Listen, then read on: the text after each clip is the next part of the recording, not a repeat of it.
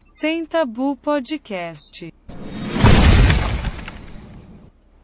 Estamos em mais um Sem Tabu Podcast. Eu me chamo Alexandre Felipe e eu tenho a honra de dividir essa bancada com a maravilhosa... Oiê! Pra quem não me conhece, eu sou Denise Tremura, também conhecida como De Tremura nas redes sociais. E estamos aqui com um casal maravilhoso para ser entrevistado hoje. Tudo bem com vocês, meninos?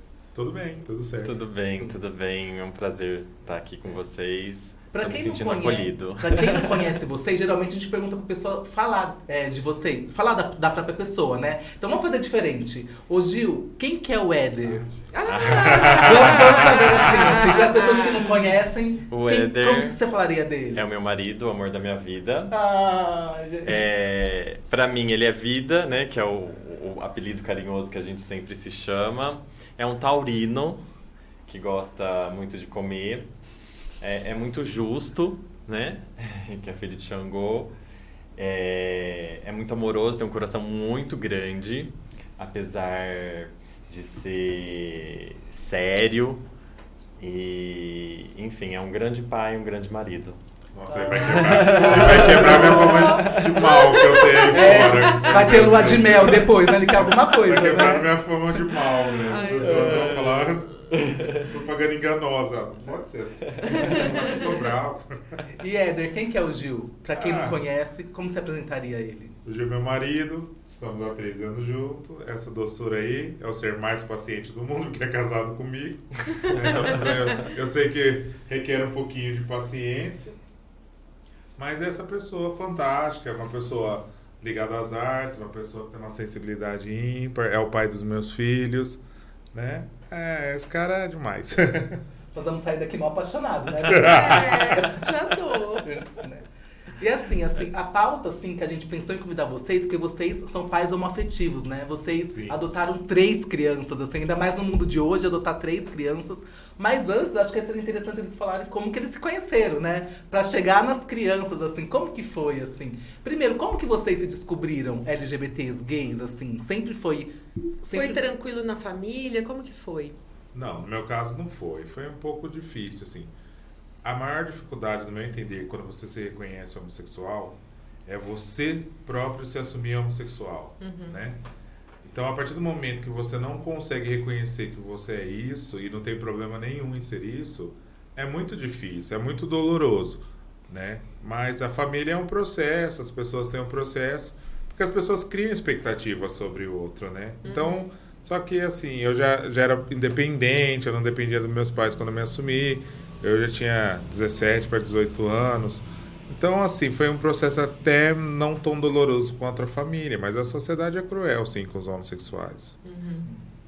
O processo é doloroso, né? Porque desde que eu existo, eu me reconheço um ser diferente do que o padrão já imposto, década de 80, uma década que está saindo da ditadura, mas muito conservadora ainda. Então eu sofri bastante em silêncio e quieto e sozinho, né? Não podia falar pra ninguém, né? Eu acho que eu sou diferente, eu sou gay. E aí você tem esse reconhecimento sozinho, e eu chorava no banheiro, na hora do banho, sozinho, porque eu não queria ser aquilo, não queria sentir atração por homens, porque na minha cabeça homem não tinha uma relação amorosa com outro homem, não podia casar, não podia ter filhos, não podia existir, né?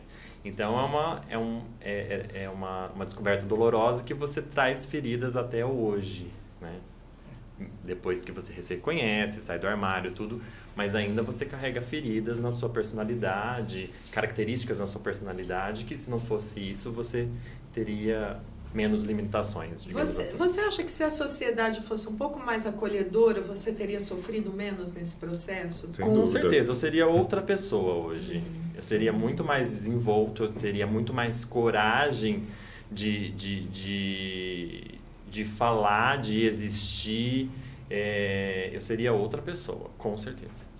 É muito estranho, né? A gente pensar que nós LGBTs, a gente sofre por ser quem é, né? Sim. Exato. Porque assim, a gente não tá fazendo nada. É afeto, é desejo, é identidade, né? É muito esquisito. E o mais louco é o outro achar que ele tem poder de falar como que vai ser tua vida.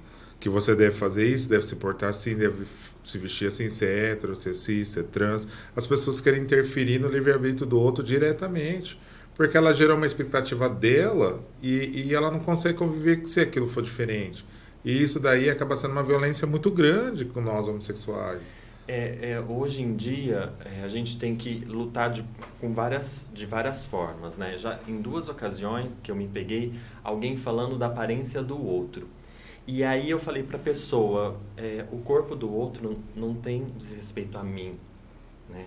Se a pessoa é alta, se a pessoa é baixa, se a pessoa é gorda, se a pessoa é branca, se a pessoa é negra. Isso não diz respeito a mim. E as pessoas ficam desconcertadas. De alguma forma elas sabem do que elas estão falando, né? Mas culturalmente a gente julga muito o outro, a gente quer controlar a vida do outro, seja por aparência, seja por orientação sexual, seja por gênero, seja por crença, seja por política. Né? E da onde surgiu que tem que ter um padrão, né? Quem falou que o padrão certo é esse? Sendo que nós vivemos, por exemplo, o Brasil é o país mais miscigenado do mundo que tem. Então, como que vai existir um padrão correto da pessoa ser isso? Não existe em nenhum lugar. E aqui não vai ser diferente. Mas as pessoas têm essa necessidade, até por causa que é comercial, porque se vende, porque se consome, tudo isso que a gente sabe. Mas isso é muito sério. As pessoas morrem por causa desses padrões. E isso é uma violência. Isso daí enfim... Vai uma parênteses aqui, né, disso. E assim, falou assim, não, porque agora tá mais aceitando, mas o Brasil é o país que mais mata LGBTs, né? Morre um LGBT a cada 23 horas no nosso país. Morre um jovem negro a cada 23 minutos no nosso país. Quando a gente fala morre, não é morre de acidente, morre em assassinatos. As pessoas matam. Porque morre gente a toda hora, a gente sabe. Mas morre um jovem até 35 anos, negro, a cada 23 minutos. Pelo simples fato de serem negros. Morre o LGBT por crime de ódio a cada 23 horas. É um por dia. Isso dados que a gente sabe, que né? a gente sabe. Imagina que a gente não sabe, que não é Exatamente, né? A gente teve recentemente a chacina lá no Salgueiro. Morreram. Os moradores estavam tirando corpos do mangue. Hoje isso. Né? Não, é um absurdo, né? E as travestis, então, a gente nem se fala, né? Porque elas, a expectativa de vida é 35 anos. Estão matando e não tá se falando. E ainda né? nós, como homossexuais, cis, somos privilegiados. Muito privilegiados. Porque uma trans, uma travesti, eles sofrem absurdamente. E sofrem em toda, tudo, né? porque não tem saúde pública, não tem empregabilidade, não tem moradia, não tem nada. O Estado simplesmente finge que não existe. Isso é muito sério. Sim. E a nossa luta, né?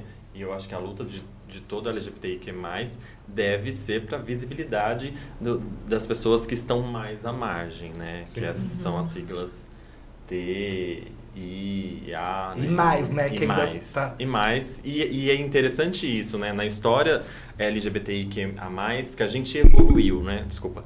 A gente evoluiu enquanto a consciência LGBTIQ+. Antes era só GLS, depois LGBTT, e aí GLBTIQA+. E isso é muito interessante, isso é muito rico. Quando o Éder tinha um portal de direito homo, a gente morava em São Paulo em 2009, 2010, eu encontrei o panfleto esses tempos atrás e estava assim, comunidade LGBTT, né? E isso é muito interessante. Eu não lembro dessa fase. O que é LGBTT? Era lésbicas, bissexuais... lésbicas, gays, bissexuais, trans e travestis. Que veio primeiro GLS, depois LGBT, Sim. e depois LGBTT. Aí depois começaram a vir outras definições. E ainda bem que colocaram mais, né? Não. Senão ia ser aquela coisa. Não, e é muito engraçado e me apavora quando eu escuto um homossexual falando, ou alguém da comunidade LGBTQIA+, falando, que é um absurdo. Essa questão de letra não faz sentido nenhum. Eu falo, rapaz, você não sabe o que significa representatividade, você não sabe o que significa Exatamente. você existir, você não sabe o que significa você ocupar um espaço. Quando a gente fala de um gay padrão cis, ele não vai saber mesmo, porque ele não vive essa realidade. Mas a gente tem diversos. Eu pego um gay negro periférico, não é a minha realidade, é outra. Por mais que eu seja um homem gay e negro, entendeu? A gente tem que ter essa empatia com os outros. Né? É isso, ele pode andar de mão dada em certos lugares com o esposo, o marido, a mulher, enfim, é por causa dessas pessoas que vieram antes da gente, E né, brigaram. que lutaram e que morreram, muitas morreram, né? Inclusive trans e travestis. É verdade. Exatamente. E como vocês se conheceram? É que a gente tá. É pauta LGBT, daqui a pouco a gente tá fazendo uma hora, né? Eu gosto de porque história de isso- amor. isso que a gente fala é a nossa É muito vivência, né? importante, Então não, com você certeza. pulsa muito, certeza. né? É É muito que na verdade importante. essa é a nossa verdade, né? É. Essa é a nossa vida. E eu não falar sobre isso, pra mim é uma agressão pra mim mesmo, né? As pessoas falam, fala isso pra você aparecer. Não, essa é a realidade. Isso é dados, isso é fato. As pessoas morrem por falta de informação. Hoje É. em dia, em tempos tão difíceis, querer se aparecer por ser Preto ser e viado, gay é difícil, né? e negro. Não, é verdade. Você, Coragem, É tem que ter ser, né? coragem. Tipo, andar com o alvo nas costas, né? Tipo, você se aparece pra sobreviver, na verdade, né? Porque os seus iguais não morram, Existência, né? é. Exato. Somos um só. E como nós nos conhecemos? Nós já frequentávamos a noite daqui de Rio Preto, né? A noite gay daqui de Rio Preto. E a gente sempre se via, sempre se olhava, tudo eu não mais. queria muita moral, na verdade. Você não dava moral? Não, sempre Dava foi- sim. Você foi muito sério. A gente se paquerava tudo. E aí, na noite de Réveillon de 2008 para 2009, a gente ficou e teve um selinho, assim, pra mim, na minha parte, né? Deu um start, assim, nossa, né? Não esperava. E aí, 30 dias depois, eu pedi ele em namoro. Ai, que Na casa dos meus bonitinho. pais, Quase com a minha infartei. mãe, meu pai. Era a primeira vez que eu ia na casa dele. Foi a primeira vez. Que eu entrei, assim. Primeiro pedaço de bolo, eu dei pra ele e falei assim, quer namorar comigo? Ele, Ah, que lindo! Não, mas nós estamos falando de uma realidade de 2009. Não, que é uma 2009. outra É coisa. uma outra situação, é um Hoje outro é mais contexto, normal. né? Sim. Então, assim, eu fiquei bem impactado, assim. E aí, em março, eu morava em São Paulo, né? E aí, em março, ele tava mudando pro meu apartamento em São Paulo. Então, Ou 3 seja, meses você que é controlador, né? Porque você que pediu o namoro, você que vai morar no seu Não, apartamento. na verdade, não. Não, Eu que me que você convidei que pra aproveitou. morar na casa. Ah, né? entendi. Falei É. que é na tomatinha de feira que aperta e vai embora, né? Falei, não, A gente tava vou vendo embora. a gente tava vendo um lugar pra ele morar, tal, tudo. Aí a gente viu um escritório pra ele alugar, alugou. Aí eu falei, em vez de você pagar um aluguel de apartamento, você mora comigo. Mas na minha cabeça, até então, era tipo, ele vai morar comigo. Não era um casamento.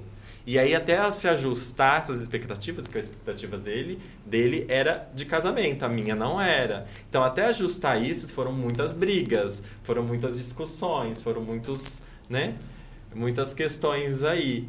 E demorou 1 ano, assim, mais ou menos, pra gente se acertar. E aí, dentro desse 1 ano, a gente resolveu casar, com cerimônia, com festa. Ai, que legal. Em janeiro de Mas- 2010. Ai, que Nossa, e gostoso. lá, pra você pensar, não era tão normal, né? Igual hoje. Não, nem se falava. O nosso casamento foi o primeiro casamento gay com festa, assim, em Rio Preto. A Veja queria cobrir nosso casamento, pra Que você ter noção da delícia. época. Tinha uma repórter amiga minha que ela queria cobrir o casamento, a Veja. Aí o pessoal da Record também queria cobrir. E aí a gente queria uma coisa mais íntima e tudo mais. E foram só pra ser Hoje é super comum, convidados. ninguém É, cobra Não, mais. hoje- Que nossa, legal. foi o primeiro Vocês mesmo. abriram a porteira pra A gente. gente deu a cara mesmo. Porque isso daí nós casamos em janeiro de 2010. A gente morava em São Paulo e fez um casamento aqui em Rio Preto. E a gente sofreu muito para acontecer esse casamento. Bastante. Porque as pessoas não entendiam. Os próprios convidados não entendiam, achavam que ia ser uma brincadeira. Ia ser Tipo de festa junina. Tipo de festa junina, sabe? Elas não entendiam. Um amigo nosso foi levar a gente no casamento e colocou, tipo, Madonna, assim, não colocou uma música romântica, né? Eu falei, acho que ele tá entendendo errado, assim, né?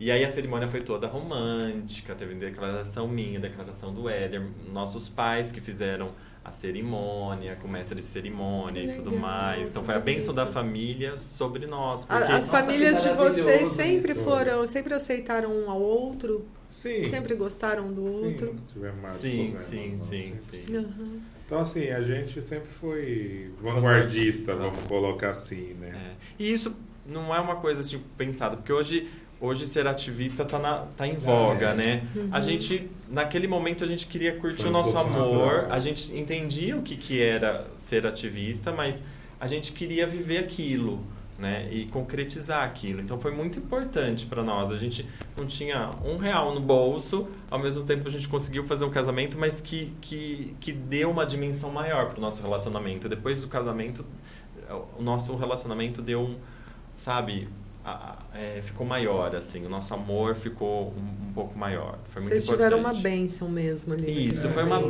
bênção, né? uma bênção da família sobre nós, porque a gente não tinha nenhuma religiosidade e também a gente não acreditava que nós, não aceitos pelas religiões até então, né, pelas religiões cristã, católico, evangélico, caberia um ritual que não nos cabe, entendeu? E a gente não queria também. E a gente não queria ter nada religioso, né? Porque era muito simbólico. Não, e assim, Eles era não uma nos coisa aceitam. nova pra nós. Tipo, a gente vai se encaixar numa... Não faz sentido, não né? faz sentido. É isso.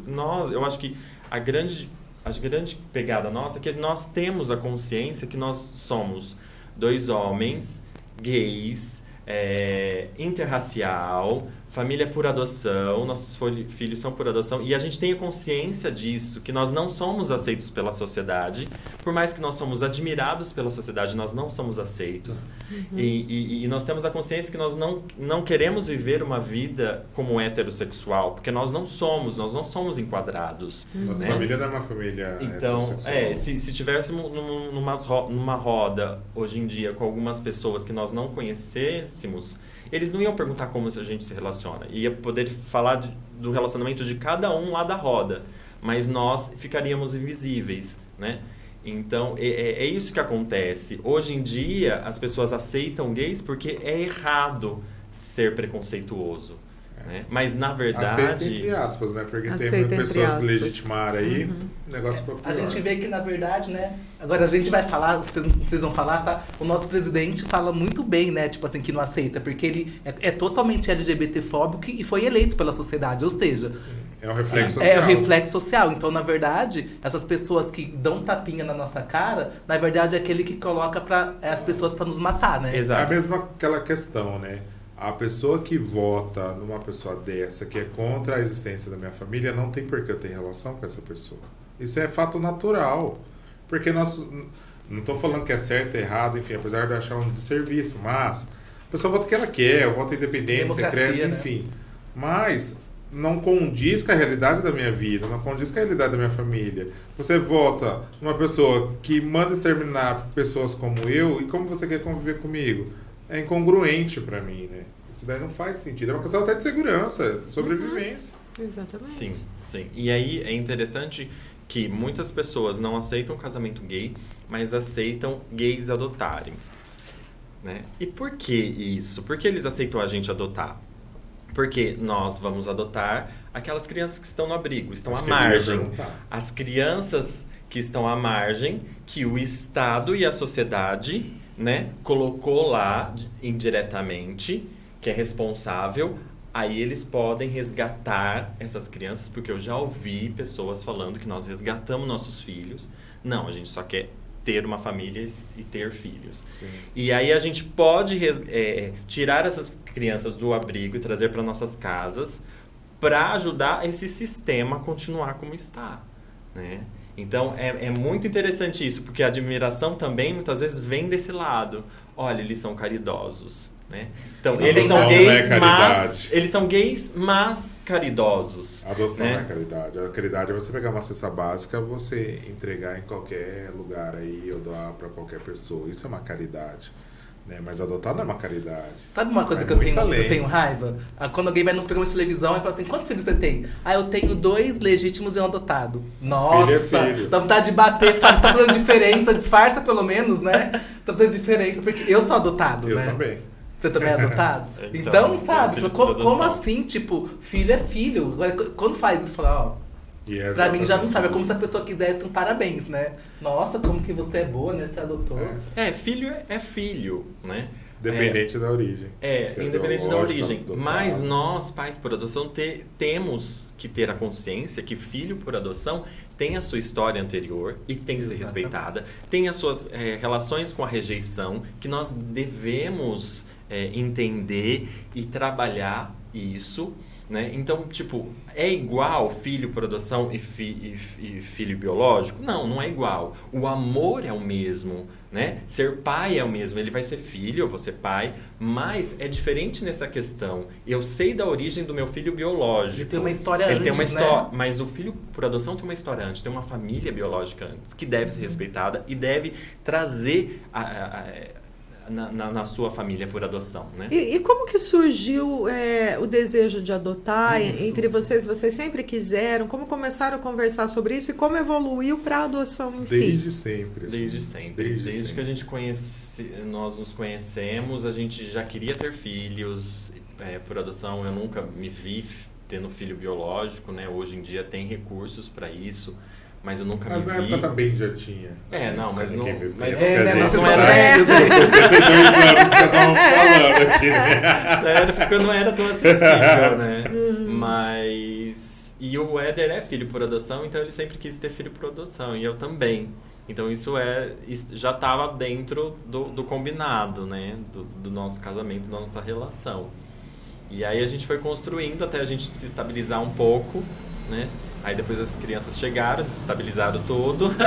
Mas vocês Normal. adotaram 3, né? Sim. E aí, mas a Sim, ideia era 3. essa mesmo, de adotar tudo, ou foi Era acontecendo? 2, aí depois nós mudamos para 3 e aconteceu que veio os 3. Mas assim, o que assustou a gente, na verdade, foi muito rápido. Nós demos a entrada em janeiro de 2015 no processo de adoção. Em fevereiro de 2016, nossos filhos estavam vindo embora. Assim, então foi um ano, né? Muito rápido. Foi uma legal. construção. Tem uma questão aí no meio. Sim, no não, meio mas eu que- tô falando na questão do tempo, foi muito rápido. Mas é porque eu acho que eles são irmãos, né? Sim, Eu acho que sim. também... É o grupo familiar, é todo o sistema, né? Fazendo com que acontecesse, porque já são 3 crianças do mesmo grupo familiar, né? Porque teoricamente separaria pela justiça, é muito comum separar irmãos, né? Então assim, e ali nossa adoção era uma adoção mais ampla, crianças maiores, né? Porque qual que é o perfil de adoção hoje? Menina branca até 1 ano. Então pessoas ficam 7, 9, 12 anos esperando esse perfil. E menina branca até 1 ano vai ser muito difícil estar disponibilizado para adoção, porque assim, geralmente são pessoas que têm maiores vulnerabilidades sociais, ou que tem algum envolvimento com droga, ou está em situação de rua, onde esses filhos vão para a adoção. E geralmente as pessoas que estão nessa situação, em virtude da sociedade que vivemos, são pessoas negras. Então isso daí já gera uma dificuldade, né? Então por isso que a pessoa fica anos e não adota, porque não vem. Né? Eu entrei no Cadastro Nacional da Adoção, que eu fiz um trabalho de TCC também referente a Sim. isso. E os pretendentes para adotar é 3 vezes mais Sim. do que todas as crianças. nós temos Ou seja, se tivesse todo mundo, ia sobrar gente. Nós temos Mas não bate por quê? Porque é muita exigência. 27 né? mil em média pretendentes e 5 mil crianças disponibilizadas para adotar. Olha isso, Dê. Sim. E a maioria são jovens negros e com irmãos. Né? Essa Na é a verdade, maioria. quando a criança passa de 5 anos de idade para adoção, ela já é considerada uma adoção tardia, porque o sistema entende que ela já não serve para ser adotada, assim, né? Quando as crianças chegaram, quantos anos eles tinham? 5, 6 e 8.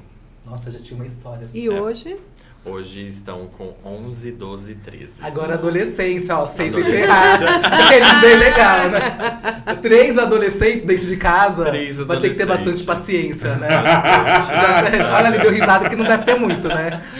Eu sempre brinco com meu filho mais velho, né? Se hoje é um bom dia ou um mau dia, né? Que é eu falo GD, que é good day, ou BD, bad day. Falei, hoje é GD ou BD? Né? Porque dependendo do dia, Aí ele quando tá ele com bom responde, humor. Quando é ele que é tá um bom dia, senão ele faz assim, ó.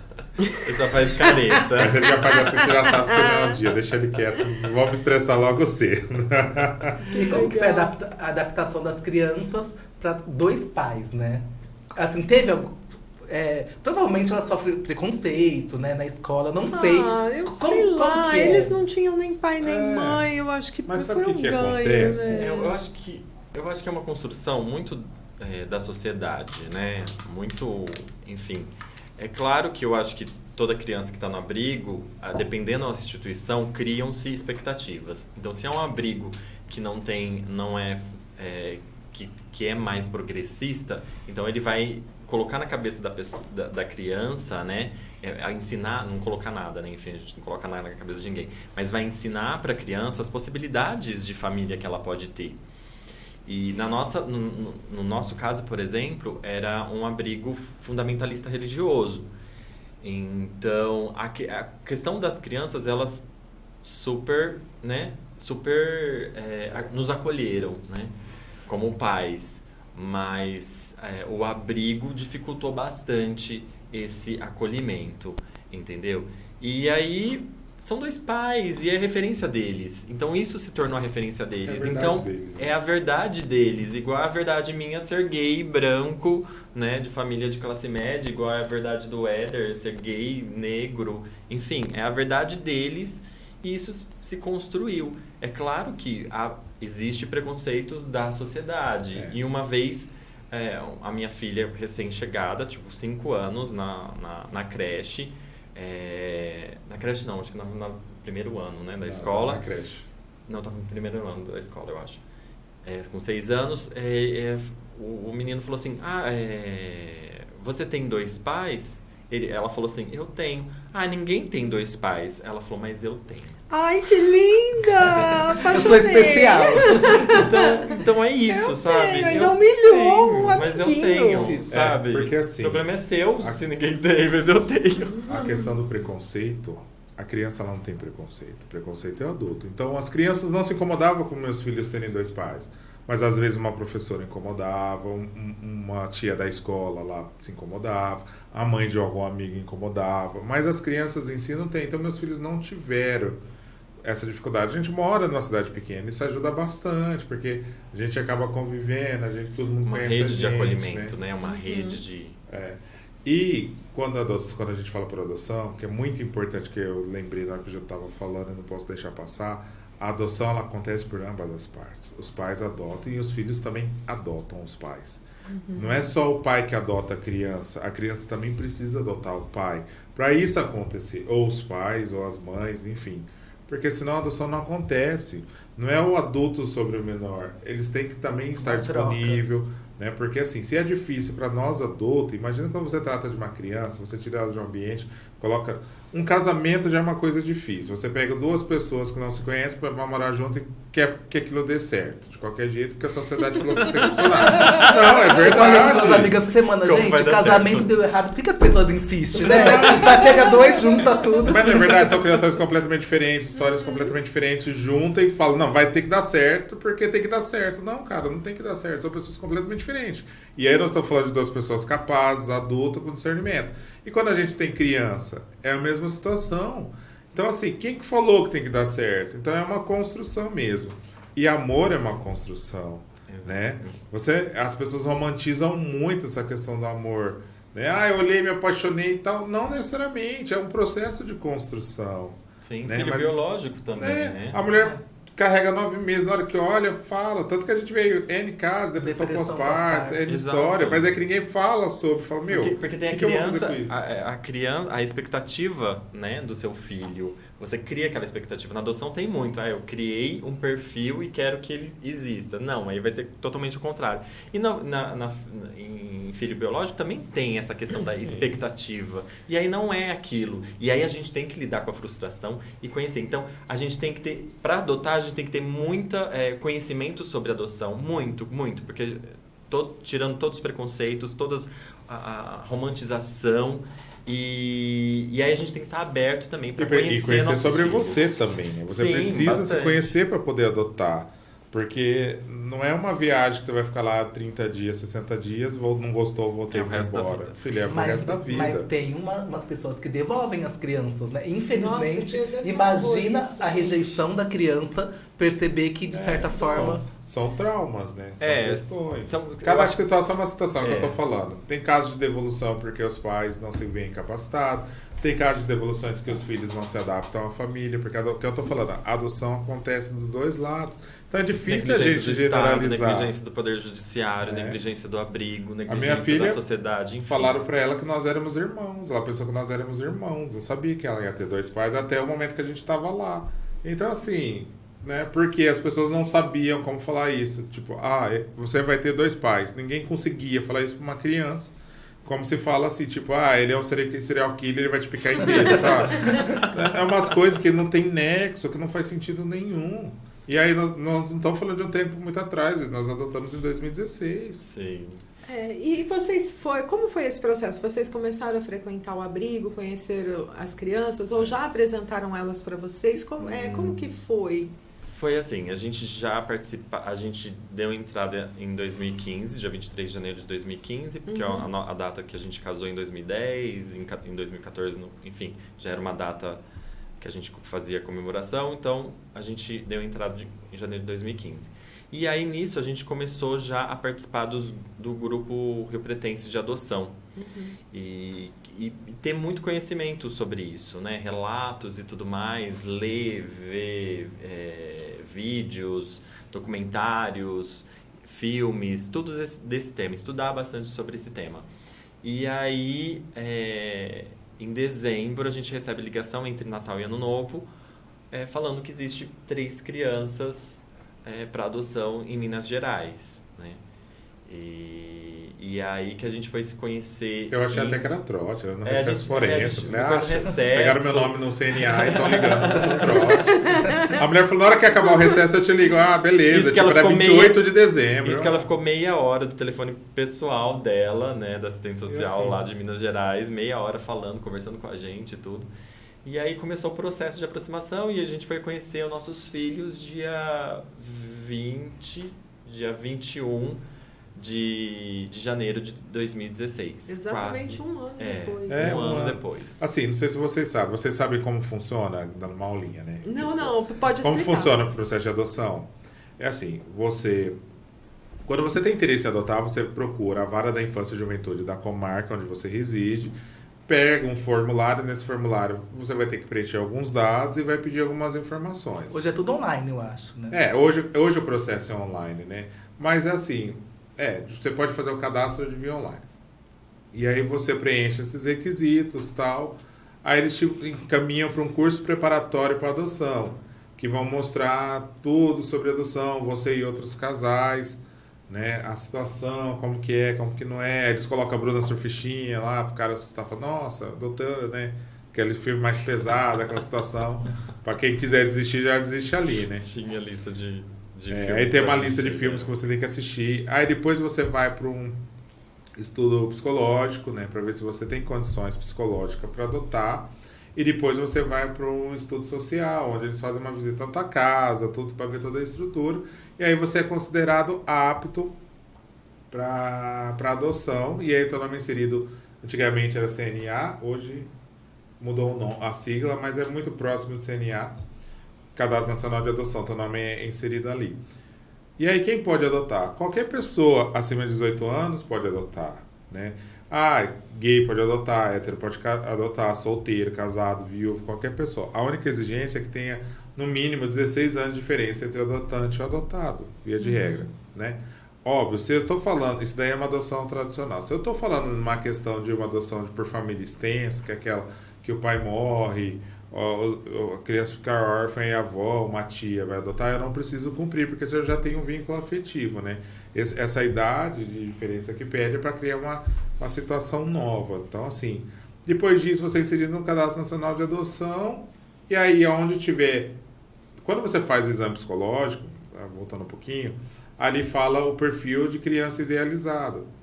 Né? Fala, eu vou escolher um filho? Você vai escolher teu filho. E isso é muito sério.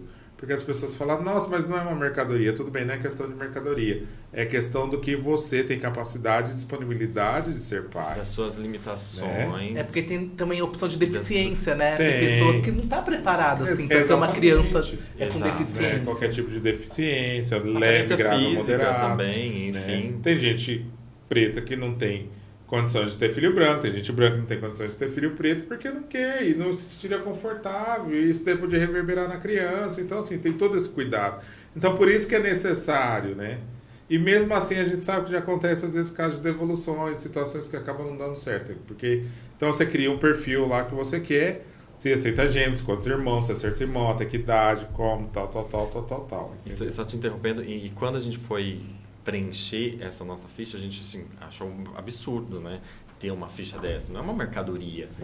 Mas aí você vai vendo cada quesito, você fala assim, não, isso eu não tenho estrutura, eu não tenho estrutura psicológica, eu não tenho estrutura financeira, eu não tenho estrutura psíquica para lidar com certas situações, né? A priori a gente acha que isso é um grande, nossa, é uma mercadoria. Não, mas é para a gente olhar para si e falar assim, o que eu tenho condições de adotar, né? Eu acho até que é para diminuir o número de devoluções Exato, também, né? também. É E todo assim, um cuidado, né, com as E aí crianças. eu acho que gera muita divergência na adoção, porque as pessoas falam, nossa, em 1 ano fulano adotou e eu demorei 5, porque perfil. Por exemplo, uma coisa básica que tem ali. Aceita crianças onde os genitores são drogadistas, pessoas que foram usuários ou consumidores de droga. Se você coloca assim, então o leque abre um monte. Se você coloca não, já dificulta. Porque a maioria das crianças Tem são vulnerabilidade em social, situação. você está entendendo? Isso. E aí, mesmo se eu quero uma criança maior, 6 anos, que os pais têm essa condição, você não encaixa nesse perfil. Porque você pôs uma limitação, né? E isso daí é muito sério. Isso daí a pessoa tem que se respeitar. Isso daí é individual de cada um. Cada pessoa tem que conhecer o que ela está preparada e o que ela suporta. Porque, é o que eu estou falando, não é uma caridade. Não adianta você pôr qualquer um lá e depois você não vai dar conta. Porque é uma coisa pro resto da vida, é uma construção de amor, né? E muitas pessoas às vezes mudam o cadastro, aumentam a idade para vir mais rápido, né? Mas às vezes não tem estrutura para entender a história anterior dessa criança, todos os traumas, todas as questões que envolveram a adoção. Porque se a gente que é adulto, a gente às vezes não consegue lidar com as coisas que acontecem na nossa vida, imagina uma criança que tem histórico às vezes de rejeição, de abuso físico, sexual, Sim. de violência doméstica. É claro que ela vai vir com todas essas questões, né? E é claro que ela vai vir. E aí, se você já tá preparado para ter aquele filho bonequinho, né? Já aquela coisa para ir pra festinha, só pra... E aí ele não vai chegar para você e vai falar: olha, eu estou me comportando assim, papai, porque eu tive isso, essa história. Ele vai xingar, vai ser agressivo. Ele vai ser agressivo, ele vai se bater no chão, ele vai ter algum comportamento que você fala, né? O que está acontecendo? E aí você tem que mostrar que você é o adulto do contexto e entender aquilo. E tentar lidar de várias formas. Porque às vezes você vai lidar de uma forma e não dá certo. De 2 não dá certo. De 3 não dá certo. De 4 não dá certo. De 5. Às vezes na 6ª, na 10ª, na 20ª vai dar certo, né? Você vai conseguir. A questão é acolher. Acolher o que a criança está sentindo. Acolher o que a criança é. E nisso você também está se acolhendo, né? Algum de vocês é mais bravo e o outro mais permissivo? Ou é tudo... O Éder deve ser mais bravo pela cara dele. As crianças Eu dizem sou que mais o bravo. Éder é mais Não, bravo. mas eu sou mais o Éder bravo. é Mas mais tem que ter rígido. um, né? Tem que ter. Precisa. Eu acolho mais. Eu acolho mais. Eu tenho, né? Você fala, mas vai fazer isso com ele, né? Tenho essa questão mais E eu mais sou assim, mole, se eu assim. falei não, você fala vai ser o castigo, aí, meu filho, você pode esquecer, porque vai acontecer. É difícil eu voltar atrás, eu sou muito... Mas isso é importante, sabia? Pro limite. Se você isso. não promete, porque se você prometer que vai fazer uma isso. coisa, tem que fazer, porque senão a criança, É. ela vai pisar em cima mesmo, né? E eu acho que por isso que nossos filhos são bênçãos, assim, são muito educados, porque a gente foi muito rígido, né? A gente teve um equilíbrio. Eu falo que eu tive trigêmeo, gente. A gente teve um equilíbrio. E é verdade, veio 3 de uma vez. Eu não tive tempo, né, pra testar e falar, eu errei nesse, vou acertar no outro. Eu tinha que dar certo. E a gente pega pelo excesso, vou fazer o quê? E Mas aí, tá dando quando certo. eles chegaram, cada dia era um de castigo. É.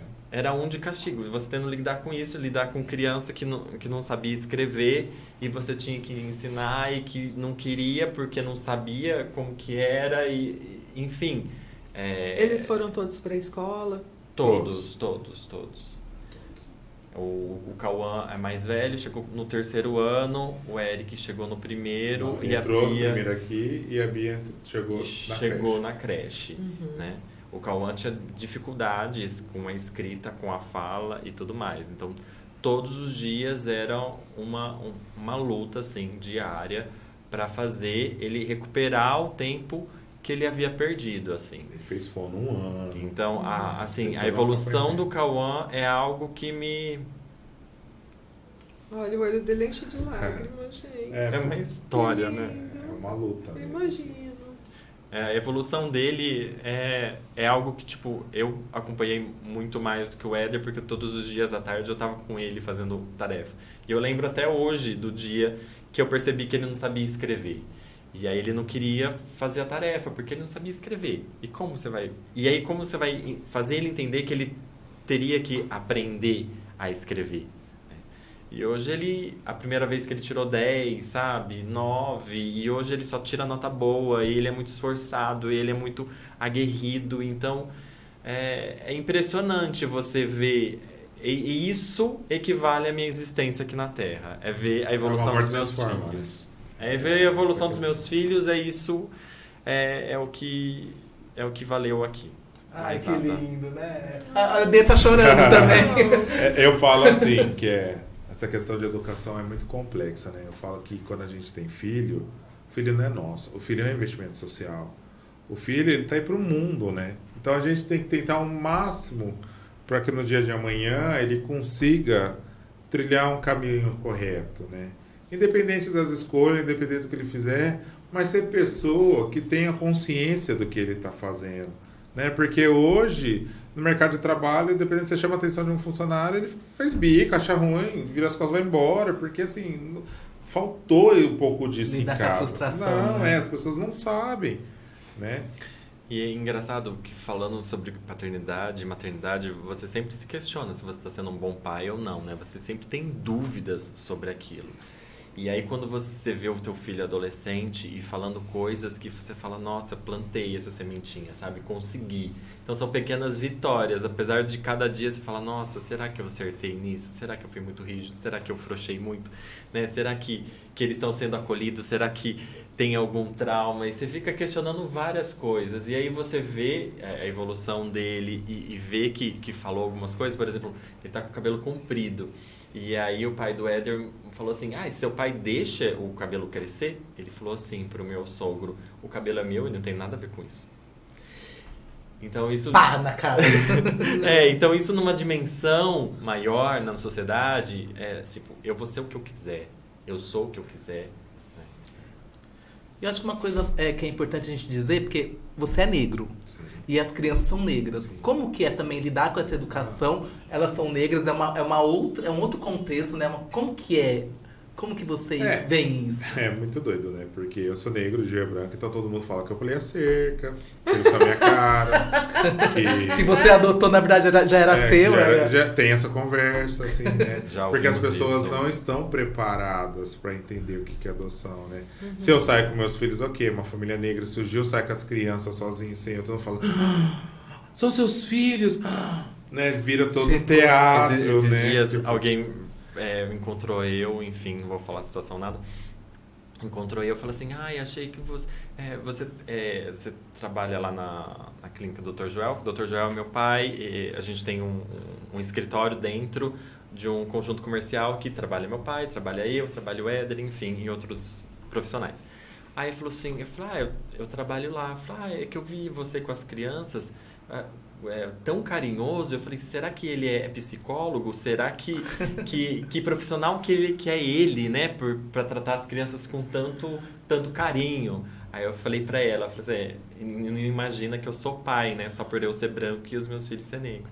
A pessoa ficou um pouco assim, desconcertada. Mas é nisso que a gente tem que desconstruir as coisas, né? Os E preconceitos. nós temos o racismo estrutural, não podemos esquecer disso, né? O racismo está batendo na porta da gente a todo momento, a toda hora, em todo lugar. E não é diferente comigo, não é diferente com meus filhos, né? Então é mais uma coisa que a gente tem que ir E você trabalhando. conversa com eles sobre racismo, como enfrentar?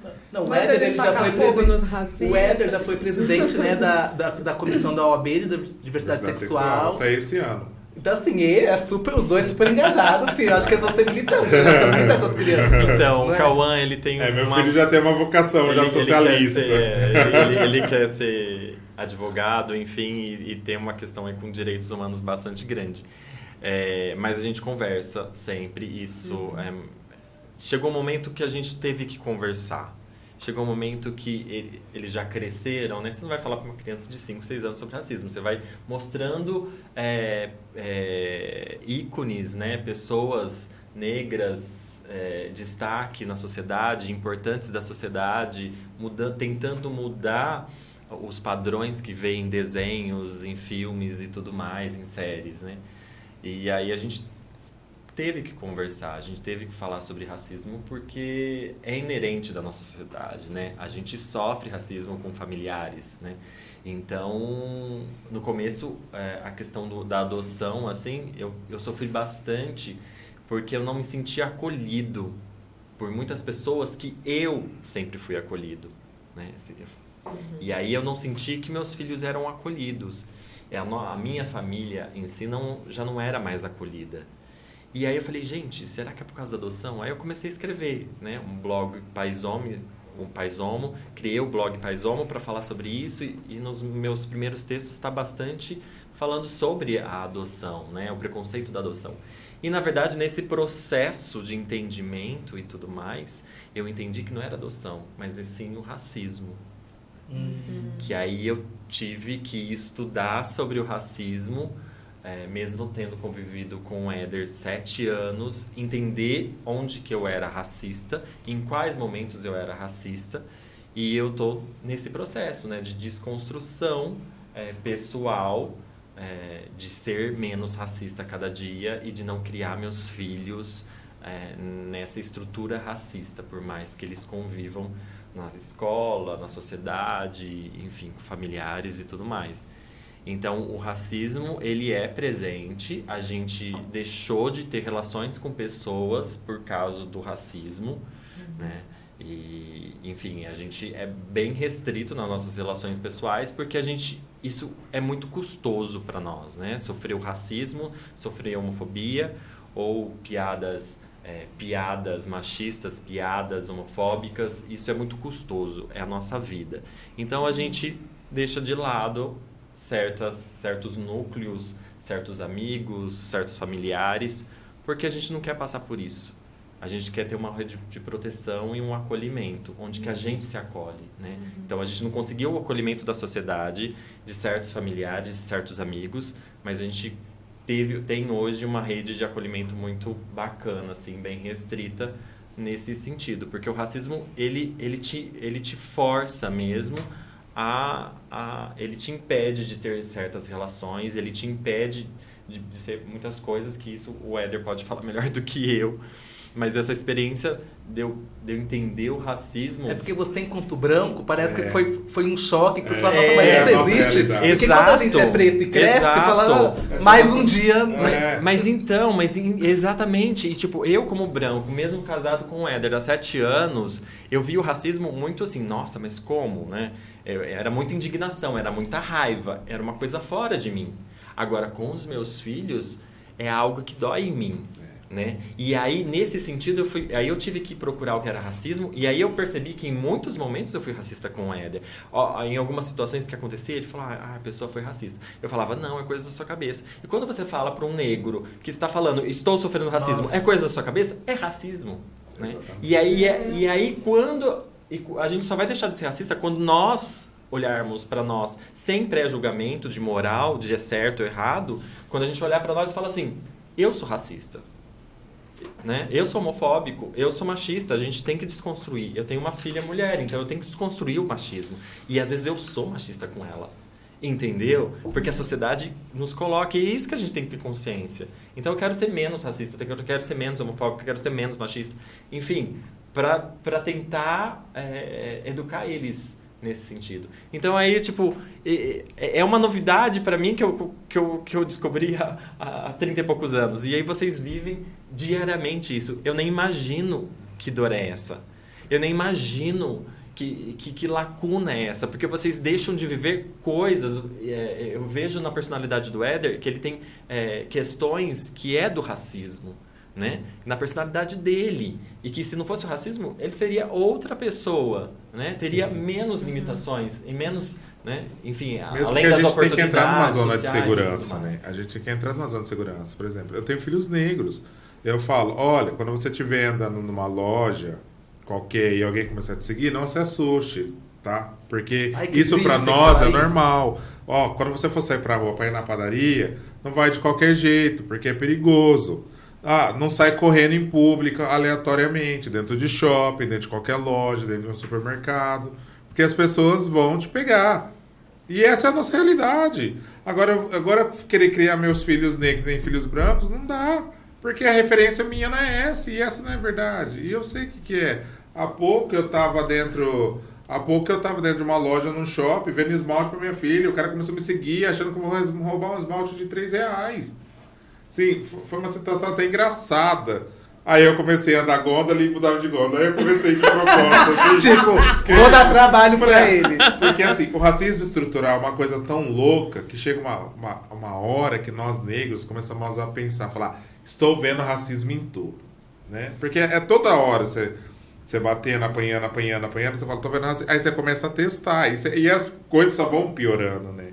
Porque assim, as pessoas falam, não, mas você tem que combater, você tem que chamar na hora. Meu, eu não ia fazer outra coisa da vida, né? Eu parar meu carro pra abastecer, o frentista vir falar assim pra mim, pegar o carro do chefe de paletó e gravata, porque eu chegando fora de paletó e gravata e falar, só advogado pode ver processo. Então, assim, o racismo, ele tá aí todo dia batendo na nossa porta. Tem dia que você tá de ovo virado, tem dia que você fala, meu chefe emprestou o carro, eu vou ficar discutindo. Porque, tipo, 8 horas da manhã eu já vou estragar meu dia irritado. Né? Só que se você fala, as pessoas acham que não, que é exagero. Né? Porque a gente sabe que no mercado, o branco, se fazer alguma coisa, no máximo ele vai apanhar de segurança. Sim. Já o preto vai morrer, igual do que aconteceu no Carrefour, né? Exatamente. Então, Exato. só tem uma diferença essa. Então, assim, como que eu vou deixar uma criança de 10 anos correndo dentro do mercado? E como que eu deixo uma criança de 10 anos negra dentro do mercado sozinha? Essa é a minha preocupação. A hora que eu falo, filho, vai buscar tal coisa, meu coração, assim, gela, né? Porque a gente tem consciência do onde nós vivemos, né? E aí a gente reza e pede pra Deus. E vou além. Eu tenho uma filha mulher preta, né? Que na escala lá que criaram é a última da escala. Então, se a minha filha não for forte, não souber lidar com isso, ela não sobrevive. Não sobrevive. É questão de sobrevivência. Né? A nossa ótica é uma ótica diferente. Ela não vai ser uma Barbiezinha tratada como uma Barbie. Nunca.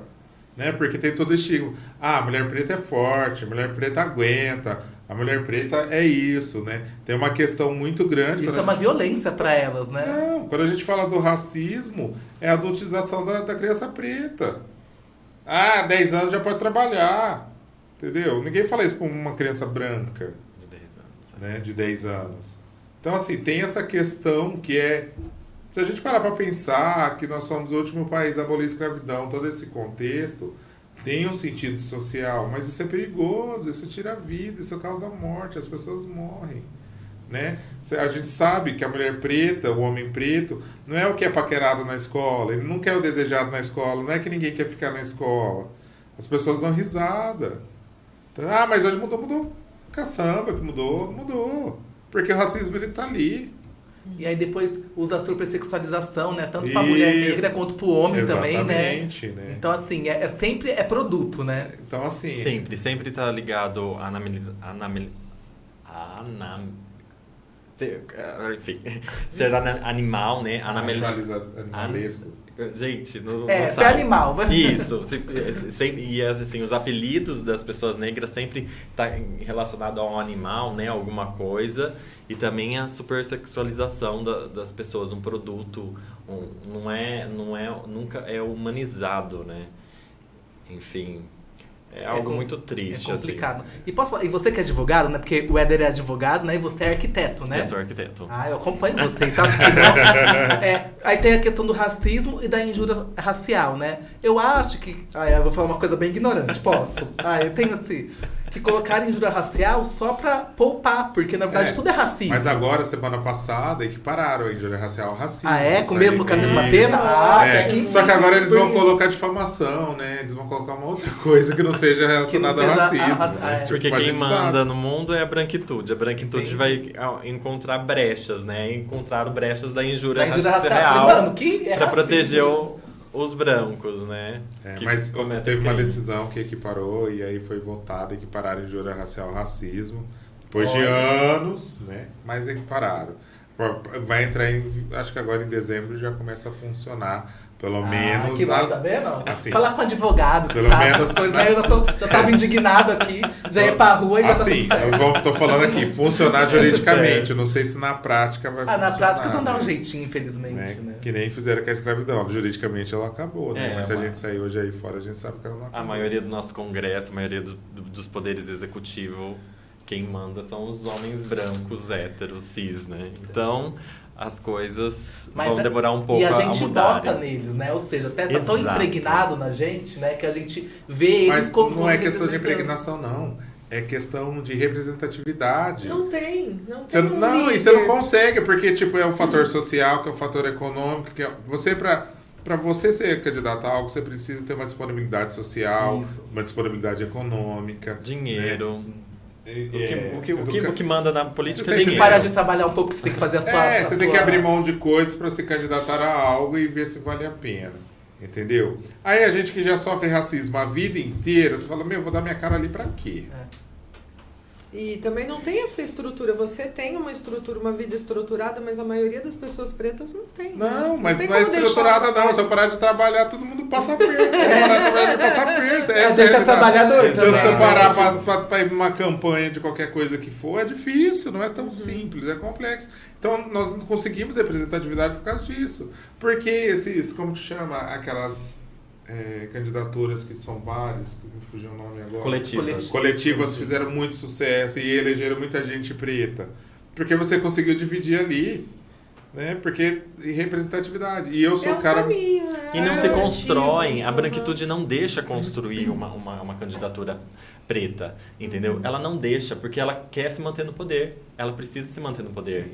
Então ela não vai deixar, não vai construir uma candidatura preta, não vai dar oportunidade, entendeu? Então pouquíssimos partidos, pouquíssimas pessoas têm essa disponibilidade. E eu acredito, Gil, acredito que o nosso país só vai ser democraticamente e ter uma justiça social um pouco melhor quando mulheres pretas, pessoas pretas estiverem nos altos comandos de tudo quanto é lugar, de emissoras de TV, de rádio, de partidos. Para mim, essa utópico, né, ainda, mas eu acho que é possível. Né? Mas essa representatividade a gente tem que repensar, né? Em quem que eu voto? Eu vou votar numa pessoa branca? Eu que convivo com 4 pessoas pretas diariamente, que são as pessoas que eu mais amo na vida. Eu vou votar numa pessoa branca, né? Aonde que eu quero que meus filhos cheguem?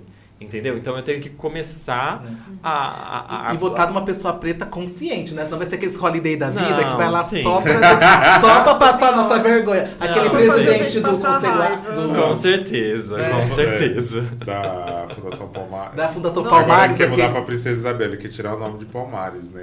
Gente, não dá. Então, assim, é um contexto muito É um complexo. serviço. Né? E não precisa ir longe. Se o Brasil tivesse entendido e acreditado o que são as políticas de cotas nesse país, a gente já estaria nesse caminho. Só que ninguém entende. Eu escuto gente preta falando que cota é privilégio. Eu falo, filho, privilégio pra quem? É difícil, né? As pessoas... Você vai entender que a Mas, reparação assim, social é uma não coisa... é que eles soltam as coisas e não tem uma conscientização. Você não quer? Tá aí, ó. E não informa as pessoas do qual a finalidade. As pessoas não têm noção que a política de cotas é uma porta para a representatividade de muitos que têm capacidade e jamais chegaria ali. Entendeu? Uma birra minha, pessoal, assim. Um desabafo agora. Polêmica. Desabafo. Polêmica aí embaixo. Universidade pública da gente rica. Não faz sentido. O cara não tem condição de pagar um estudo. Né? E o pior, vai lá, estuda de graça e não devolve nada disso para a sociedade. E tem Porque muita não deixa faculdade pro cara. particular que tem aquele trabalhador que trabalha o dia todo, paga a A faculdade maioria. particular. Mas 95%. E aí depois não consegue exercer a própria profissão, porque não teve tempo para fazer estágio, para se dedicar Entendeu? àquela Então, profissão, assim, cara, e aí fica uma... Isso não volta nada para nós. Para nós que eu falo sociedade, não volta nada. Né? Isso daí foi criado para dar acesso a quem não tem. Ou é de graça para todo mundo, ou senão você dá tipo 50% das vagas para quem precisa mesmo.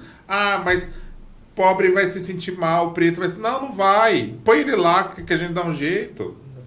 Teve pesquisas que falaram que, que os negros que foram por cotas estavam com o mesmo grau de notas do que os outros, sabe? Nossa, que surpresa. Tipo, Porque Até mais. estavam falando que, nossa, porque não tem capacidade. Filho, não, é medo. É questão de isso. oportunidade, é questão de representatividade. Não tem como eu pôr meu filho pra estudar, pra concorrer com o cara que estudou no colégio mais top de São Paulo, pagando 20 pau por mês, pra concorrer a mesma vaga. Isso daí né?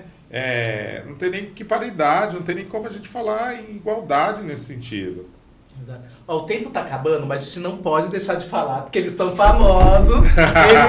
Eles estão com um documentário na Globoplay, é isso mesmo? Isso. Fala um pouco sobre essa experiência. Ai, gente, é muito chique, eu não entendi. Como que foi esse convite? Como que surgiu tudo isso? Bom, enfim. Quem sabe chama a gente pra alguma coisa? Quer que dar o nosso nome lá? Tem contato do pessoal lá do Rio. Orgulho Além da Tela chama. Estreou o mês passado na Globoplay, tá disponível na Globoplay. Entrem lá, Orgulho Além da Tela. Fala sobre a história das pessoas LGBTIQ+, dentro da novela e o que isso repercutiu na sociedade naquela época e até hoje, né? Então é muito interessante, é muito rico e nós representamos um casal interracial, que é o Jefferson e o Sandrinho, da novela... Eu lembro. A Próxima Vítima. Eu lembro.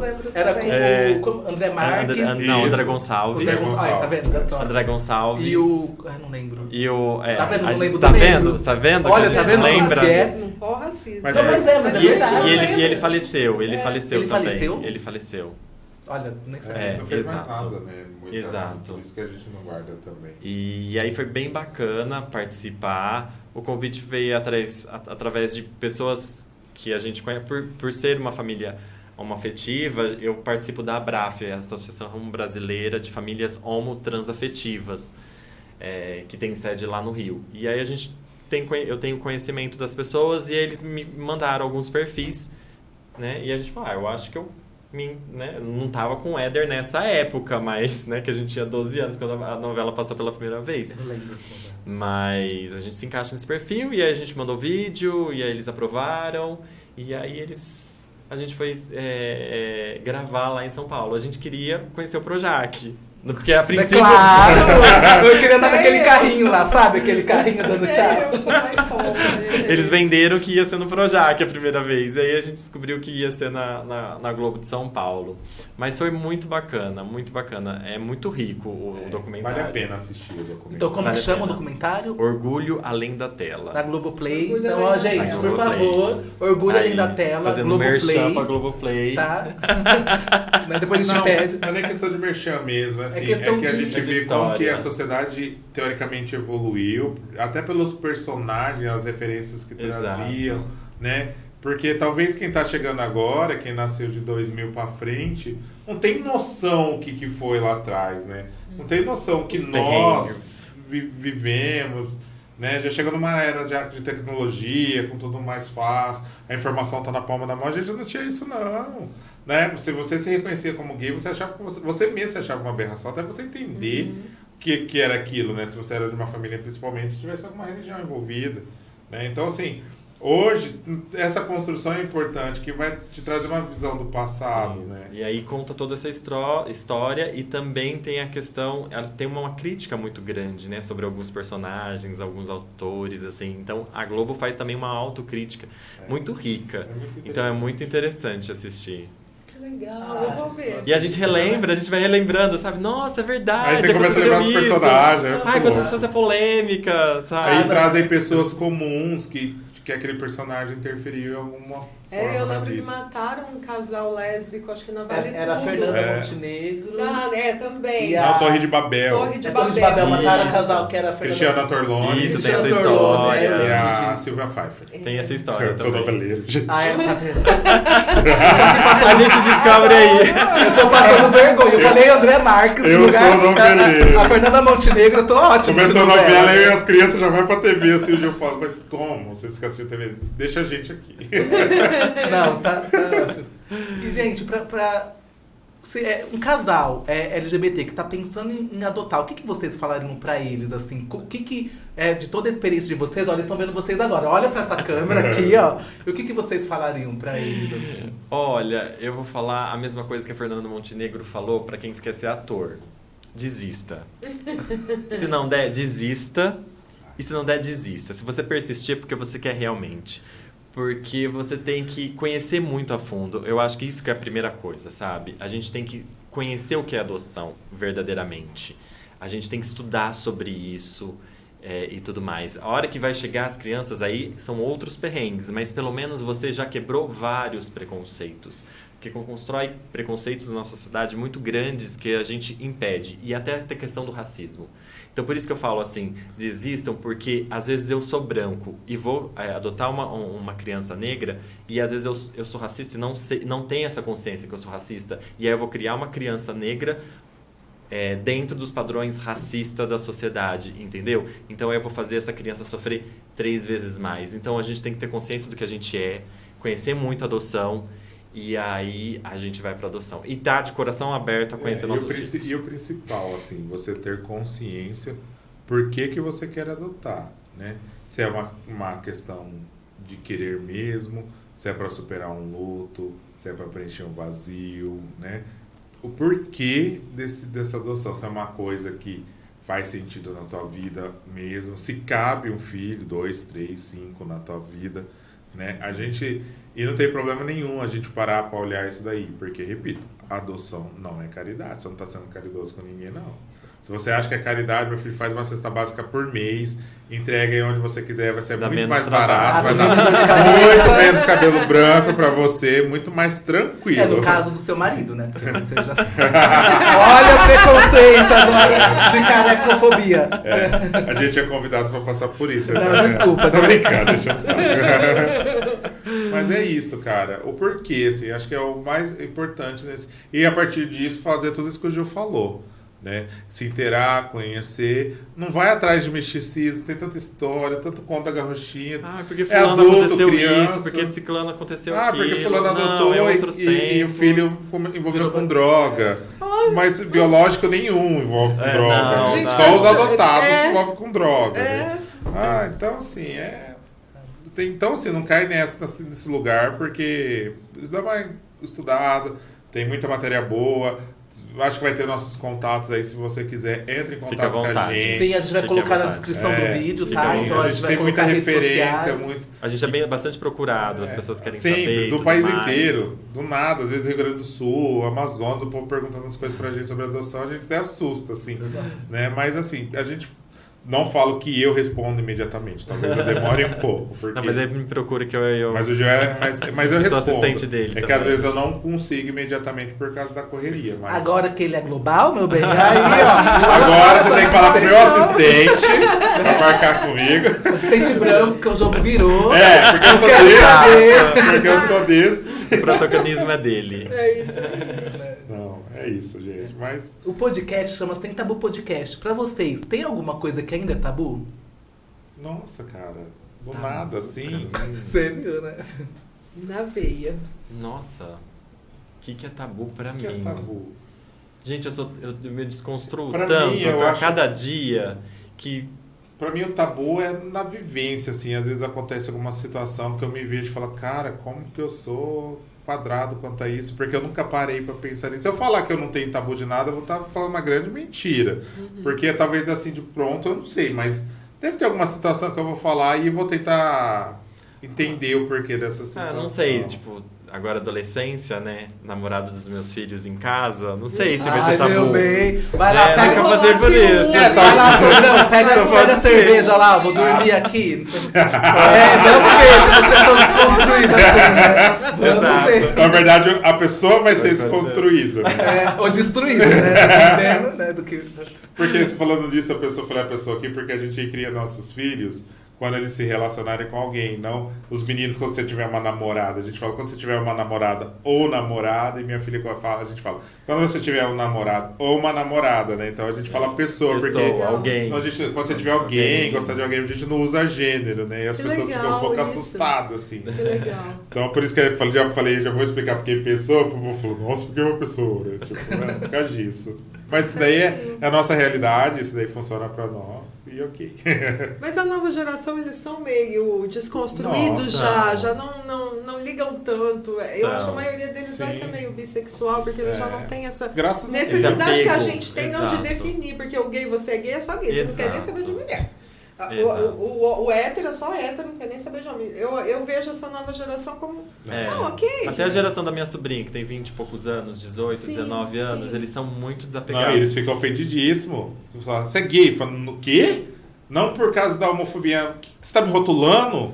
Eu vou ser o que eu quiser, eu faço o que eu quiser. Que ótimo isso, né? Gente, desculpa, né? E eu tenho inveja deles. Já pensou a gente podendo Ser quem a gente quer, né? tendo um namorado Poder aos beijar 13, todo mundo. 14 anos, ter um namoradinho, ter um namoradinho aos Meus 13, filhos 14 vão anos, namorar nunca. com 20, 25. Tá vendo? Olha o tabu aí, gente. Combinado. Olha o tabu. Porque eles vão Taurino. estudar. Olha o taurino do ciumento. A gente queria agradecer, foi uma delícia esse bate-papo. Muito Eu bom. tenho certeza que quem tá vendo, de certa forma, desconstruiu, vai pensar pelo menos em novas possibilidades, assim. E obrigado, assim, tem mais alguma coisa que vocês gostariam de estar falando? Eu queria agradecer, me senti muito acolhido, muito à vontade, não fiquei nervoso. Ai, que ótimo! Então, gente, próximos convidados, venham sem medo. Falei coisas que às vezes não vai na TV, não vai no rádio, né? Porque, enfim, mas é muito bom. A gratidão enorme em estar aqui e poder obrigado, gente. elaborar todo Agradece. esse pensamento, toda essa vivência e compartilhar um pouco de vocês, da nossa vivência. Gratidão. Obrigado. E assim, eu agradeço também, muito obrigado. Assim, eu tava um pouco tenso, né? Porque o novo me assusta um pouco, eu sou uma pessoa meio metódica. Esse podcast que Aí tem do que estar na nada televisão, começa a ser esse você monte de tem- microfone, falei as notações ali, eu tentando ler que tava escrito em Você tá, enxerga. eu não sei nada, não adiantou nada. Olha aqui, ó, que voz. Né? E aí, assim, mas muito obrigado. Assim, vocês parabéns. são A gente queridos, que super agradece. gentil. Parabéns. Eu queria deixar um recado, assim, para as pessoas de forma geral. Independente da idade, assim, a diversidade, ela existe. E diversidade de todas as formas. Racial, de gênero, sexual, né? As pessoas são diferentes. E cabe a você respeitar isso. Né? Você não tem que aceitar nada, você não tem que fazer nada. A única coisa que você tem que fazer é respeitar. Se aquilo funciona para aquela pessoa, ok. Não é um direito teu falar, ó, tem que ser assim, tem que ser assado. Porque, ok, tá funcionando para ela e tudo bem. Se não funciona para você, ok também. Mas é o direito dela ser quem ela é, né? Acho que as pessoas precisam mais disso. Então, assim, não vamos jogar o coleguinha, não. E não vamos jogar quem a gente não conhece também. Porque você não sabe as dores da pessoa, cara. E ela tá muito bem, muitas vezes. Você que não tá, então olha um pouquinho mais pra si, né? E se você não concorda ou não com a existência de outra pessoa, ela vai continuar existindo. É isso. Ela vai Simples continuar. assim. Então, quem não Assim. concorda com a nossa família, com o nosso modo de vida, a gente vai continuar Aceita existindo. que beleza. A gente vai continuar levando nossos filhos pra escola, nossos filhos vão crescer, vão se tornar cidadãos. E é isso. E você vai acabar trombando com a gente, vai ter que engolir do mesmo jeito e a vida que E segue. você que vai ficar doente. Os incomodados Nossa, que a se praga, mudem. tá vendo? É isso mesmo. Tá vendo? Gente, obrigado. Muito, Obrigada muito mesmo. obrigado, tá Gratidão. bom? E você que tá assistindo aí, ó, curte, compartilha, manda pra todo mundo e vem com a gente toda quarta-feira às 20 horas aqui no canal da De Tremura. Tem um convidado especial igual eles, tá bom? Não perca e tchau. Gente, Beijo, obrigado. esquece o joinha. Tchau, tchau. Beijos. Gratidão, gente.